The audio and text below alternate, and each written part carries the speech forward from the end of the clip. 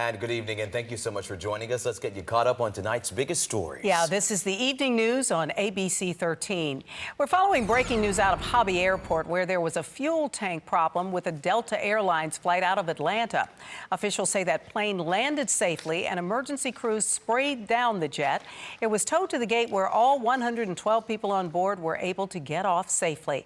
There were no injuries reported. And breaking update in the murder trial of David Temple. Both sides have rested their case, and closing arguments begin Monday at 10 a.m. Temple is being tried a second time with the murder of his pregnant wife in 1999. We'll be at the courthouse for closings, and you'll get push alerts to the ABC 13 News app. And heartless thieves preying on people during their most vulnerable times while grieving at cemeteries. Just slow here. A single mother of 4 is now seeking justice after her purse was stolen right next to her brother's grave. Marla Carter has a story you'll only see here on ABC 13.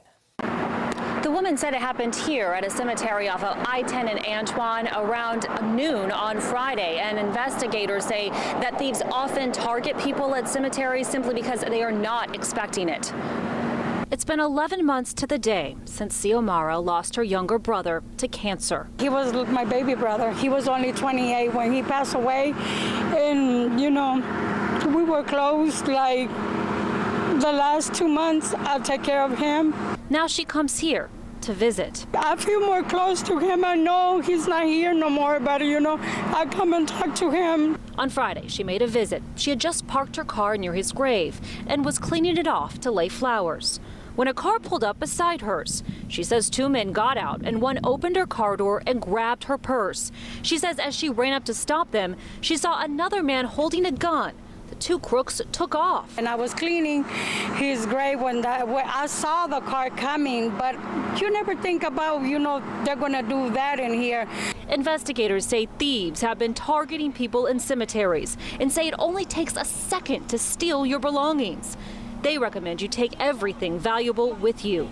Xiomara is sharing her story because she doesn't want this to happen to anyone else. I see a lot of older people by themselves, and I'm afraid, you know, that it happened to me, something worse can happen to them. Now, Xiomara is hoping the thieves are caught as she continues to mourn the loss of her younger brother.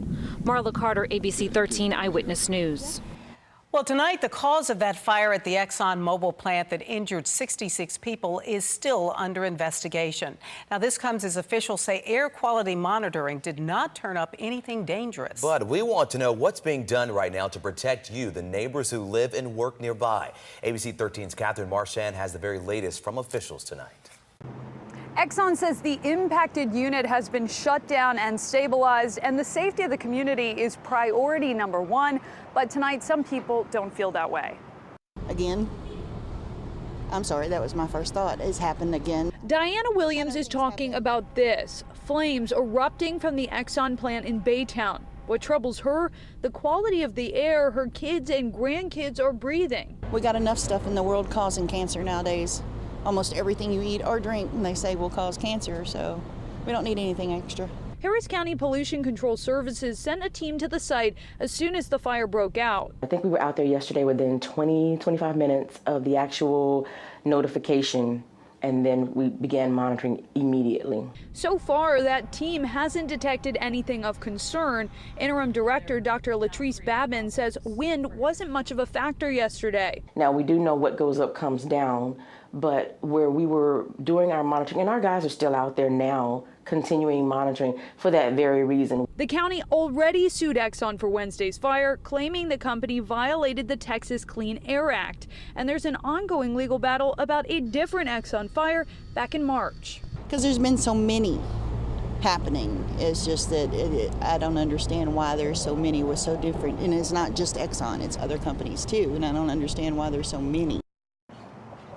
Poor air quality is not the only thing that could trigger a violation. How the company handled the fire will be assessed. Even the impact on traffic will be scrutinized. In Pasadena, Catherine Marchand, ABC 13 Eyewitness News. Thank you, Catherine. And we've got all of the information on the ExxonMobil lawsuits, plus the latest on the investigation into what caused that explosion and fire. That's all on abc13.com and our news app.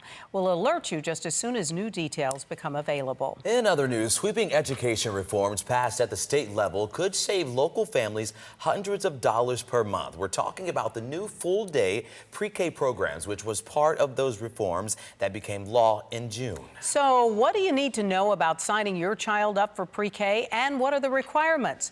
ABC 13's TJ Parker joins us with those answers. Come in, have a seat. The start of a new school year could save thousands of dollars a year for a lot of parents as public schools across the area start full-day pre-K. I think it's good for parents who need to work to have full-day options. I know it's really stressful for some of my friends. Not only does it help full-time working parents, but it's a cheaper option than private childcare, which can cost thousands. Childcare is very expensive. The state is funding this. It's part of a multi-billion-dollar school finance reform bill. Harris County Department of Education Assistant Superintendent of Academic Support, Jonathan Parker, says this is a good start to a child's education. Pre-K actually allows students to begin to start developing and understanding the routines of school. For this program to be free, there are some requirements, a few of them being the child is not able to speak English, being eligible for free lunch, being homeless, having a parent who is in active duty, or the child of a member of the armed forces who has been killed or injured. The low-income districts would benefit from this type of program. Once again, that allows parents to be able to work. And of course, that extra income, of course, helps the family tremendously. The Harris County Department of Education expects most of the 25 districts in the county to have full-day pre-K. It would really help the parents, the working parents, out a lot. TJ Parker, ABC 13 Eyewitness News.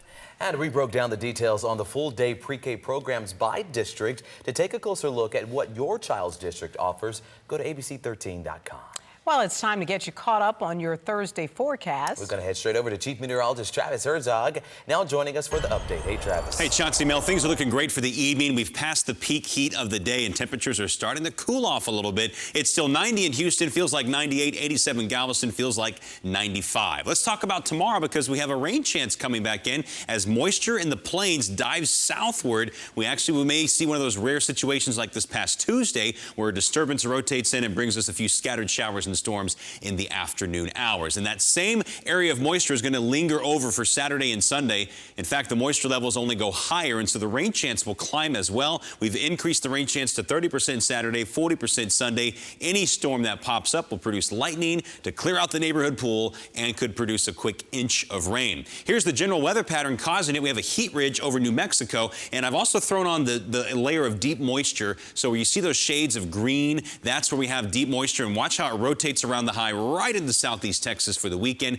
and that brings up the rain chances. But it'll continue to rotate like a clock around that high in a clockwise fashion, I should say. The high pressure ridge comes back over the Lone Star State as we get to around this time next week, and that's going to squash the rain chances and bring up the heat levels. Meanwhile, in the tropics, we are watching a tropical wave that's way out there in the Atlantic. It appears today to be succumbing to some dry air, but the Hurricane Center still maintains a 70% chance that it develops into the season's next tropical depression. But they do note that if it continues moving off in this west-northwest track and gets north of the Caribbean, it'll hit a zone of wind shear and likely fizzle out. Now, if it goes a little more westward, then we've got a problem in terms of the potential for it to develop as it moves into the Caribbean, where the environment's a little more conducive for development. So 20% chance of rain for Friday. Saturday and Sunday, the rain chances go up, and we might even increase these rain chances even more as a result of confidence growing in that scenario where the deep moisture rolls its way on over here. As we get after the weekend,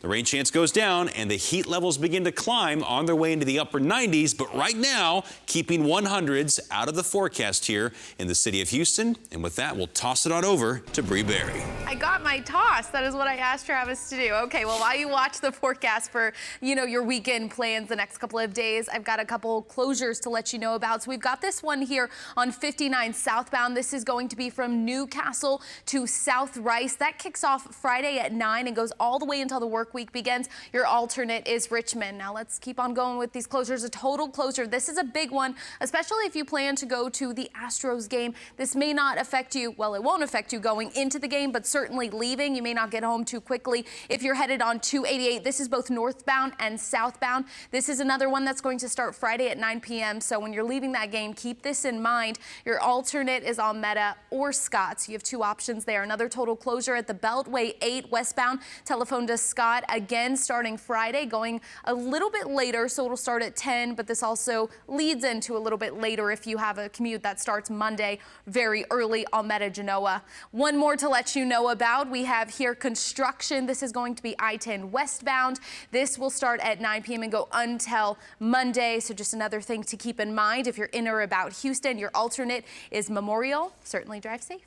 All right, Bree, we may have a shorter list of roads that are open this weekend, but thanks so much. And thank you for getting caught up on our evening newscast. All right, be sure to join us tonight at 10 on ABC 13. Have a good night, friends.